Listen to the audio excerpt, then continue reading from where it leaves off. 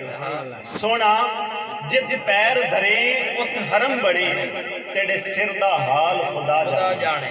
سونا جت پیر دھرے ات حرم بنے تیرے سر دا حال خدا جانے تیری پلکاں دنیا مو لئیے ابرو دا وال خدا جانے اور تیرا جلوہ اکھ تو وزنی ہے کوئی جھلے کیڑا جھال خدا جانے آخری مصرع لاسانی و لفانی مصرع انشاءاللہ یہ دل دے اندر اتر گیا تو یاد کرو گے کسی فقیر نے مصرع سنایا سی توجہ نہ سماعت کرنا توجہ میں نے کہا کہ سونا جت پیر دھری ات حرم بنے تیرے سر دا حال خدا جانے تیری پلکاں دنیا مو لئیے ابرو دا وال خدا جانے اور تیرا جلوہ اکھ تو وزنی ہے جھلے کیڑا جھال خدا جانے اوے سونا تسا آپ ہو یا خود آپ خدا اے وچلی گل خدا جانے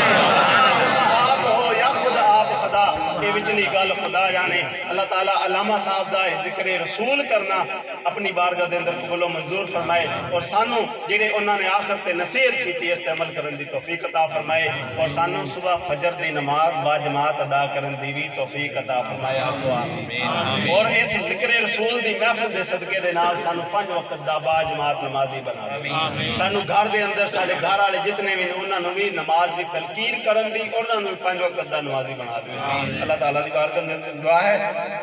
خالق کائنات ساڈی ایک کاوش نو قبول و منظور فرمائے تمام حضرات کھڑے ہو جاؤ صلاۃ والسلام